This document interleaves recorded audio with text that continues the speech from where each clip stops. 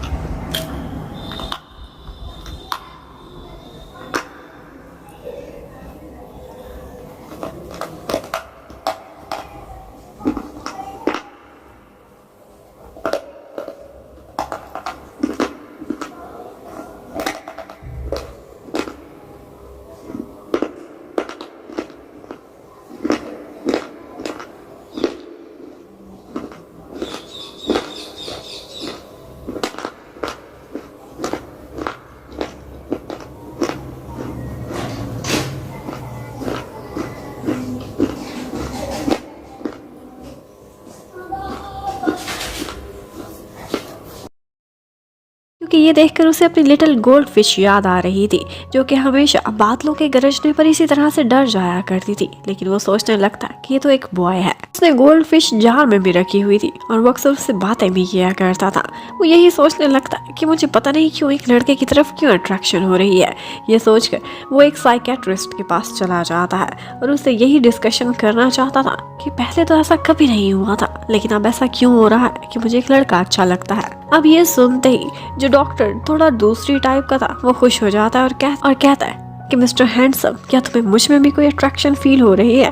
और ये सुनते ही शनशू तो वहाँ से बाहर की दौड़ लगा देता है। और बस ये सुनते ही शनशू अपनी इज्जत बचाकर वहाँ से दौड़ने की करता है। लेकिन उसी हॉस्पिटल में हमें दिखाते हैं कि ली भी खड़ी हुई है और उसकी किसी से लड़ाई हो रही थी, क्योंकि किसी पेशेंट ने उसकी ग्रैंडमा से बदतमीजी की थी। अब जैसे ही वो पेशेंट ली पर हाथ उठाने वाला था तो उसी समय शनशू वहाँ पहुँच जाता है और उसका हाथ पकड़कर तोड़ मरोड़ देता है, जो कि उसके पर्सनल असिस्टेंट पर उठने वाला था। और उसके साथ ही जैसे उसे पता चलता है कि ली की ग्रैंडमा यहाँ पर बीमार है तो वो कहता है कि इनके लिए एक VIP रूम अरेंज करना मेरी जिम्मेदारी है। यहाँ पर उनके लिए रूम का तो अरेंज हो गया था। ये सुनते ही ली इतनी खुश हो जाती है कि फौरन ही उसे हक कर लेती है और उसका थैंक्स कर रही थी। यहाँ पर शनशू को उसका इस तरह से हक करना बहुत अच्छा लगता है, लेकिन साथ ही साथ वो परेशान भी हो रहा था कि एक लड़के के लिए मैं ऐसा क्यों फील कर रहा हूँ।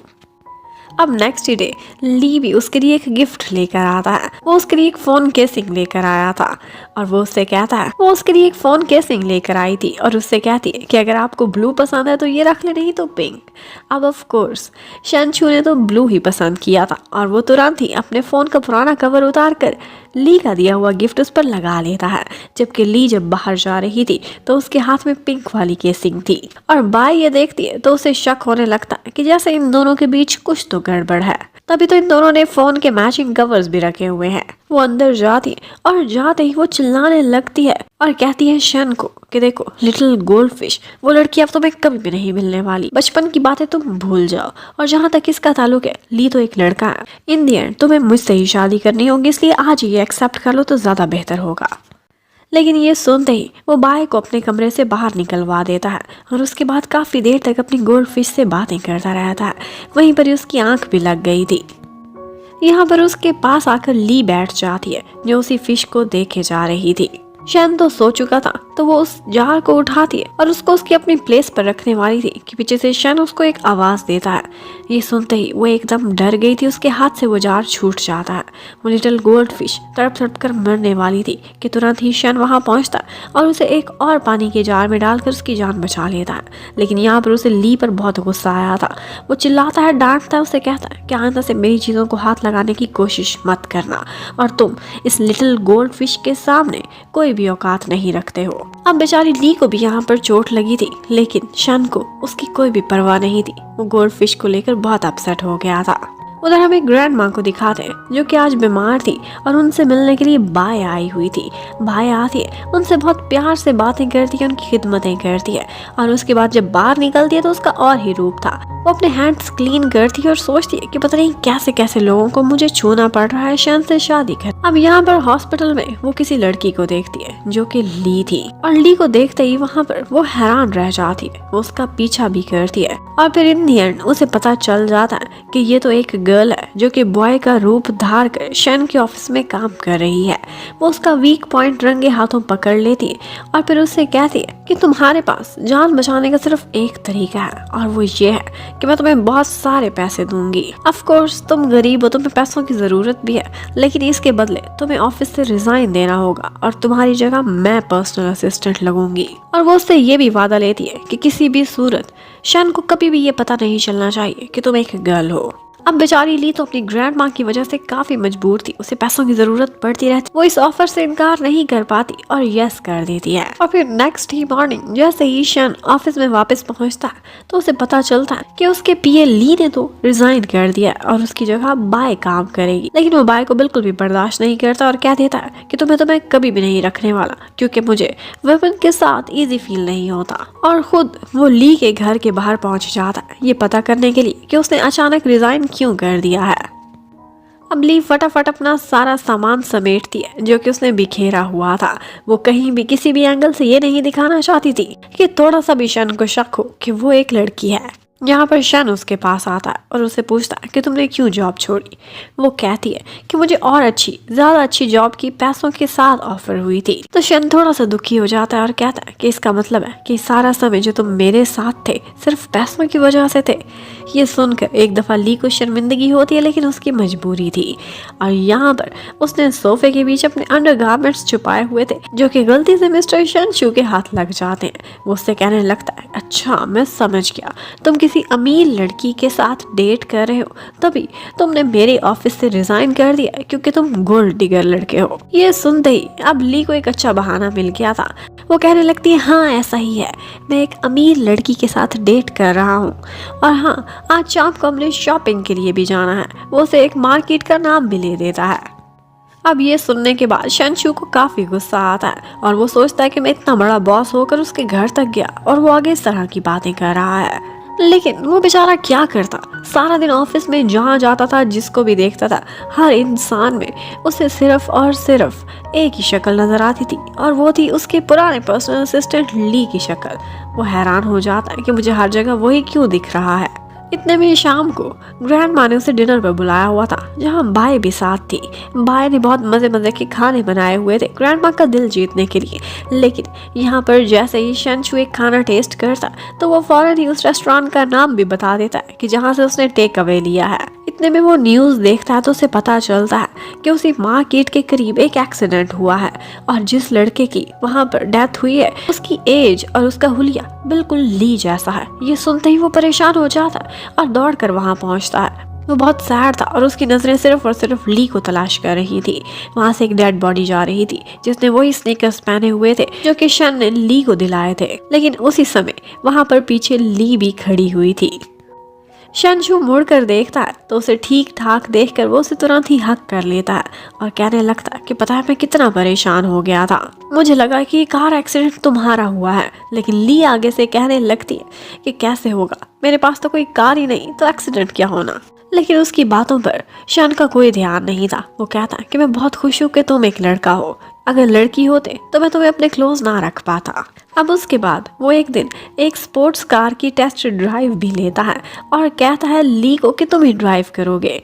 वो जब ड्राइव कर लेती है तो कहता है कि ये कार मैं तुम्हें देता हूँ, ये हमारी कंपनी की तरफ से तुम्हारे लिए एक इंसेंटिव है। ये सुनते ही ली काफी हैरान हो जाती है। अब उसके थोड़ी देर बाद शन उससे पूछने लगता है कि तुम्हारी बर्थडे क्या है, कब आती है। लेकिन आगे से ली कहती है कि मुझे क्या पता होगा, मैंने आज तक नहीं बनाई, बस डॉक्यूमेंट्स में कोई लिखी हुई है, वरना मेरी ग्रैंडमा ने मुझे एक कचरे के ढेर से उठाया था और उससे पहले कि मुझे कोई यादें नहीं है, पता नहीं मैं कहाँ से वहाँ पहुँची थी। लेकिन मैं बहुत जख्मी हालत में थी, उन्होंने मुझे रेस्क्यू किया था। बस वो इतना बताती है कि उस दिन रेनबो निकली हुई थी जिस दिन तुम मुझे मिली थी। ये सुनते ही शन कहने लगता है कि ठीक है, फिर जिस दिन भी अब रेनबो निकलेगी उसी दिन मैं तुम्हारी बर्थडे मनाने के लिए आऊँगा। अब एक दिन वो देखता है तो आसमान पर रेनबो निकली हुई थी। वो बहुत खुश हो जाता है कि आज वो ली की बर्थडे मनाएगा। लेकिन इत्तेफाक से उसी दिन बाय की भी बर्थडे थी और वो अपनी बर्थडे पार्टी पर शन को भी इन्वाइट करती है, लेकिन वो मना कर देता है कि आज मैं बहुत बिजी हूँ और खुद वो ली के पास जाता है, उसे फ्लावर्स गिफ्ट करता है। ये देखकर ली हैरान हो जाती है कि तुम एक लड़के को क्यों फ्लावर दे रहे हो। लेकिन शन का कहना था कि ये लिली फ्लावर्स हैं जो कि दोस्ती को डिपिक्ट करते हैं। और फिर वो उसे अपने साथ एक रेस्टोरेंट में भी लेकर जाता है और उसे एक रिंग भी पहनाता है। कहता है कि ये ब्रदर्स रिंग है और हम दोनों ये रिंग पहनेंगे। ये सारा कुछ होते हुए ली को बहुत स्पेशल लग रहा था। लेकिन शन उसे कहता है कि पता है मैं बहुत खुश हूँ, तुम मेरे बेस्ट ब्रदर हो, तुम लड़का हो, ये बहुत अच्छी बात है, वरना अगर तुम गर्ल होते तो मैं तुम्हें इस तरह से अपना बेस्ट फ्रेंड ना बना सकता, क्योंकि मेरी गोल्ड फिश मेरा फर्स्ट लव वो कभी बर्दाश्त ना करती कि एक लड़की को मैं इतना क्लोज रखता हूँ, इसलिए हम हमेशा बेस्ट ब्रदर्स बनकर रहेंगे। इतने में शन को कॉल आती है कि ग्रैंडमा की तबीयत बहुत खराब हो गई है। वो वहाँ से उठकर फौरन ही भाग जाता है। वो जाता है तो ग्रैंडमा उससे बहुत इमोशनल बातें करती हैं और उससे कहती है कि मेरी लास्ट विश ही समझो, लेकिन आज बाय के साथ बर्थडे तुम मनाने के लिए जाओगे। अब वो इतना कह रही थी तो ऑफ कोर्स शन को मानना पड़ता है। जबकि उधर टिंग उसी रेस्टोरेंट में ली को देखता है तो उसके पास आकर बैठ जाता है। वो उससे कहने लगता है कि बेशक सारी दुनिया ना जानती हो, लेकिन तुम मेरे सामने ये नहीं छुपा सकती, तुम एक गर्ल हो। और ये बात मुझे पहले दिन ही पता चल गई थी। ये सुनते ही ली हैरान रह जाती, लेकिन वो खुश थी कि किसी के सामने उसे एक्टिंग नहीं करनी पड़ेगी। अब यहाँ से टिंग उसे आगे एक जगह पर लेकर जाता है जहाँ पर एक पार्टी चल रही थी, और वो पार्टी थी एक्चुअली बाय की बर्थडे की। यहाँ पर शन और बाय दोनों इकट्ठे आए हुए थे। उनको देखकर ली का मूड बहुत खराब हो जाता है कि ये लड़का मुझसे तो झूठ बोल रहा था कि दादी माँ बीमार है और अब इसके साथ फिर रहा है। ये देखकर कहीं ना कहीं ली को काफी जेलसी हो रही थी। अब टिंग उसे अपने साथ गेटअप वाले रूम में लेकर जाता है। वो डिफरेंट गेटअप्स करती और इन दी एंड वो एक बहुत ही सुंदर सी लड़की बनकर बाहर आई थी अपना मेकअप करके। लेकिन वो कहती है इस तरह से मैं तुम्हारे साथ बाहर नहीं जा सकती क्योंकि मुझे शन पहचान लेगा। तो टिंग उसे एक मास्क से उसका फेस कवर करने को बोल देता है। अब वो टिंग की डांसिंग पार्टनर बनकर वहां पहुंच आई थी। यहाँ पर वो शन के सामने खड़ी थी, लेकिन वो उसे पहचान नहीं पाता। यहाँ पर सारे लोग डांस कर रहे थे। जब पार्टनर्स चेंज होते हैं तो उसी टाइम पर शन का और ली का भी आमना सामना होता है। शन को पता नहीं क्यों लग रहा था कि वो इस लड़की को बहुत अच्छे से जानता है, लेकिन यहाँ पर ली अपने आप को बचाकर वहां से भाग जाती है। लेकिन जब वो जा रही थी तो उसका मास्क गिरा था और भाई ने उसे पहचान लिया था। अब बाय ने एक वेटर को पैसे दिए थे कि ली को ये ड्रिंक पिलाए और इस तरह से उसे मिसयूज करने की कोशिश करे। लेकिन उसकी ये सारी की सारी प्लानिंग पास खड़े टिंग ने सुन ली थी कि वो किसी लड़के को पैसे दे रही है ताकि वो ली के कैरेक्टर पर एक दाग लगा सके, और ये बात वो कभी बर्दाश्त नहीं कर सकता था। वो ऐसा करता है कि ड्रिंक चेंज कर लेता है और जो ली की ड्रिंक थी अब वो बाय पी लेती है। अब उस पार्टी से जाने से पहले ली को अचानक से याद आता है कि वो अपना कुछ भूल गई है। वो अपना बैग लेने के लिए ऊपर आती है, लेकिन उसी टाइम पर हमें पता चलता है कि शन की ड्रिंक में किसी ने ड्रग मिला दी थी और वो उस वक्त बहुत हॉट होता है। वो जाकर एक टब में भी बैठ जाता है। यहाँ पर ली उसे इस हालत में नहीं देख सकती थी। वो उसकी हेल्प करने लगती है। उसका मास्क भी उतर जाता है। ये देखकर शन को ऐसा लगा था कि ड्रंक होने की वजह से उसे पता नहीं क्या क्या दिख रहा है। उसे हेलुसिनेशंस हो रही हैं और हर जगह ली की फीमेल शक्ल दिखाई दे रही है। लेकिन ली उसे काम डाउन करने के लिए उसे किस कर लेती है। अब वो भी उसे किस बैक करता है और सोचता है कि एक सपना ही सही, लेकिन मैं ली के साथ टाइम बिता रहा हूँ। और फिर उसके बाद हमें नेक्स्ट मॉर्निंग का सीन दिखाते हैं। ली जैसे ही देखती है कि उसने एक गलती कर ली है, वो सोचती है कि सिर्फ और सिर्फ शन को काम डाउन करने के लिए किया है, और उसके बाद वो वहाँ से भाग नहीं करती है। लेकिन जब वो जा रही थी तो उसकी बैक पर गोल्ड फिश का स्कार शन ने देख लिया था। वो दीवाना होकर अपनी लिटिल गोल्ड फिश को तलाश करते हुए वहाँ से भागने लगता है, लेकिन ली छुप गई थी। जबकि उसी टाइम पर हमें बाय को दिखाते हैं जिसने हॉट होने वाली ड्रिंक पी ली थी, और उसके बाद वो उसी लड़के के साथ नाइट स्पेंड कर चुकी थी जिसे उसने पैसे दिए थे ली के लिए। उस पर बहुत चिल्लाती और उसके बाद जाकर होटल की मैनेजमेंट से मिलती है।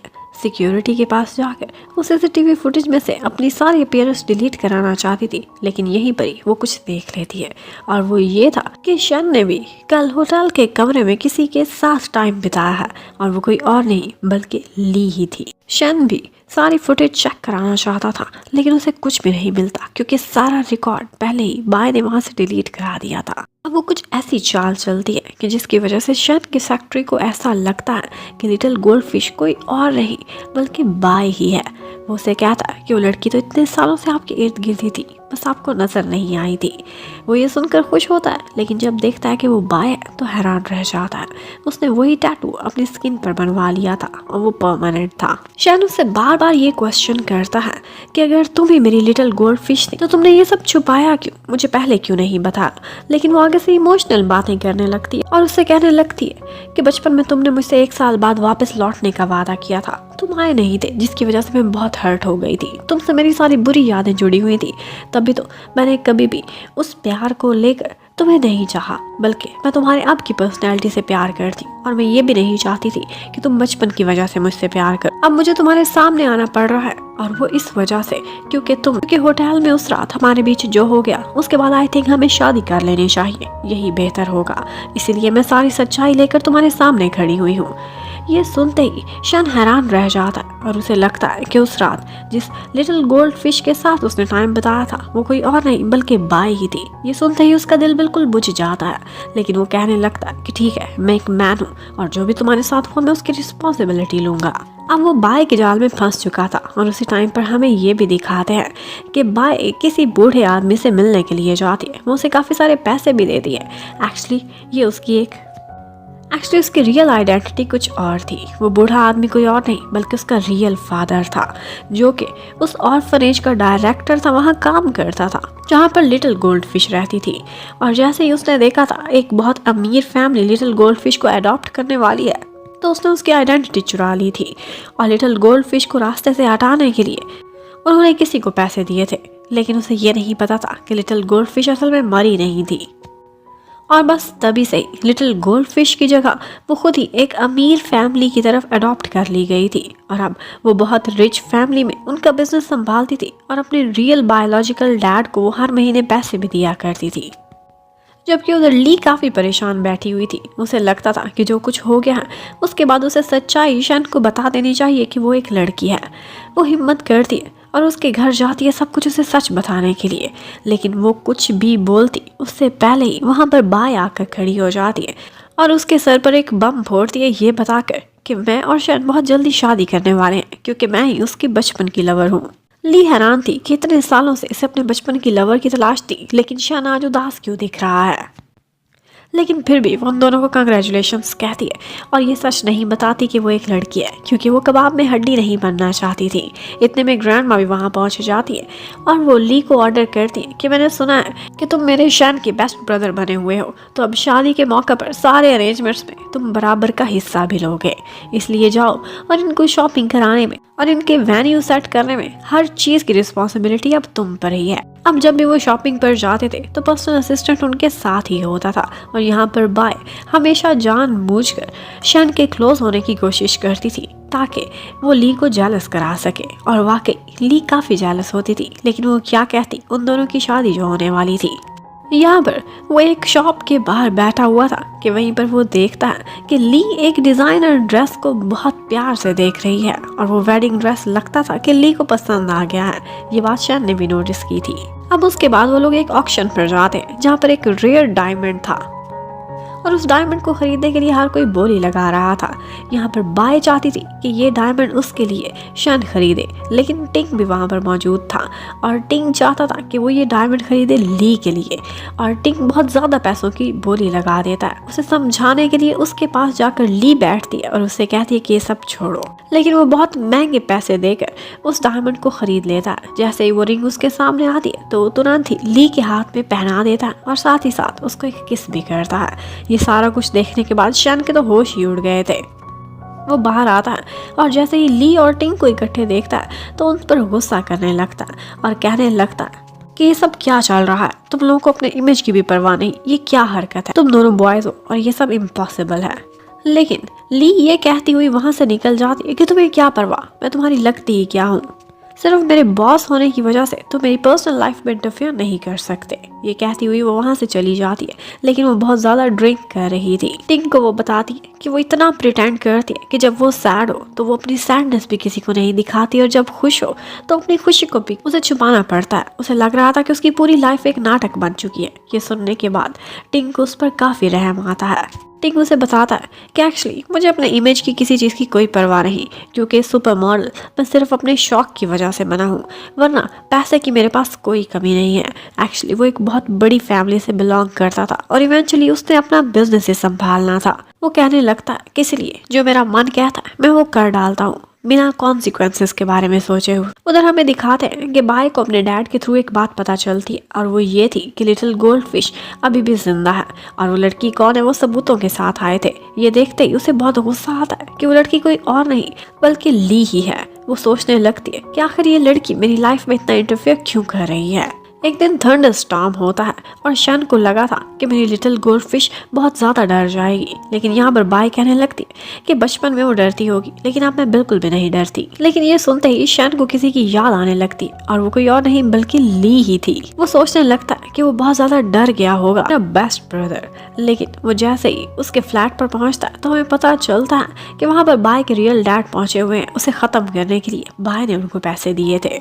शन जब बार बार डोर बेल बजा रहा था तो अंकल उसे कहते हैं कि दरवाज़ा खोलो और कोई भी बहाना करके इसे यहाँ से भगाओ, यहाँ पर ली इशारों इशारों में उसे बता देती है कि मेरे पास खतरा है और शन भी ये बात नोटिस कर जाता है। वो मुड़ता है और उसका दरवाजा तोड़कर उसकी जान बचा लेता है। लेकिन इन दी एंड वो अंकल वहाँ से जाते जाते उसके सिर पर कोई चीज फोड़कर उसे जख्मी करके वहाँ से भाग जाते हैं। लेकिन जाने से पहले ली को भी पता चल गया था और उसके साथ साथ शन को भी कि वो अंकल कोई और नहीं बल्कि ऑर्फनेज के डायरेक्टर थे। अब जैसे ही शन होश में आता है तो ली उसका हाथ पकड़कर उससे कहती है कि मैं तुम्हारे लिए बहुत परेशान हूँ और साथ ही ये सच भी बोल देती है कि मैं एक लड़की हूँ। मैं डर के मारे ये सब नहीं बता रही थी कि इस तरह से तुम मुझे अपना बेस्ट फ्रेंड भी कभी नहीं बनाओगे और वैसे भी तुम्हारी शादी तो तुम्हारे बचपन की लवर गोल्ड फिश से हो रही है। लेकिन ये सुनते ही शन कहता है कि मैं तुम्हारी खातिर कुछ भी कर सकता हूँ क्योंकि पता नहीं क्यों बिना किसी जेंडर के बारे में सोचे मेरा मन करता है कि मैं तुम्हारे साथ रहूं। और इतने में ऊपर से बाय पहुंच आती है। शन तुरंत ही उससे कहता है कि तुम समझो कि हमारी वेडिंग कैंसिल हो गई है। ये सुनते ही बाय उससे कहने लगती है वो तो सब सही है, मुझे कोई मतलब नहीं, तुम्हारा जो फैसला है ठीक होगा, लेकिन तुम उसके बारे में तो सोचो कि तुम मेरे बेबी के डैड बनने वाले हो। उस रात जो भी हमारे बीच हुआ उसकी वजह से मैं प्रेग्नेंट हो चुकी हूँ। ये सुनते ही शन बहुत परेशान हो जाता है और ली भी ये सुनते ही वहाँ से चली जाती है क्योंकि वो अब एक थर्ड व्हील नहीं बनना चाहती थी। जबकि शन टिंग से मिलता है। टिंग के बहुत ज़्यादा लिंक्स थे। वो उससे कहता है कि तुम अब मेरी इस इशू को रिजॉल्व करने में हेल्प करोगे। और उसके बाद फाइनली वेडिंग का डे आ जाता है।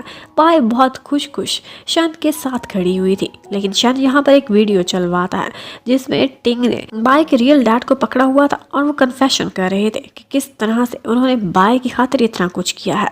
वो नकली की लिटिल गोल्ड फिश बनी हुई है जबकि असली वाली लड़की कौन है, और वो ली है जिसे वो 20 मिलियन देकर मरवाना भी चाहती थी। और इसके साथ साथ शन उसका डीएनए टेस्ट भी ले आया था कि इसके रियल डैड कौन है और ये इतने सालों से कैसे नाटक करती आई है। और फिर उसके बाद वहाँ पर अपीयरेंस होती है उसकी रियल वाली ब्राइड की, जो कि कोई और नहीं बल्कि ली थी। ली को भी वो सारा कुछ याद आ चुका था और वो भी अपने बचपन के लवर शन से अब शादी करने के लिए रेडी खड़ी हुई थी। और फिर फाइनली उन दोनों की वेडिंग हो जाती है और इसके साथ ही हमारी इस कहानी की हैप्पी एंडिंग भी। Thank you for watching, stay connected, bye bye.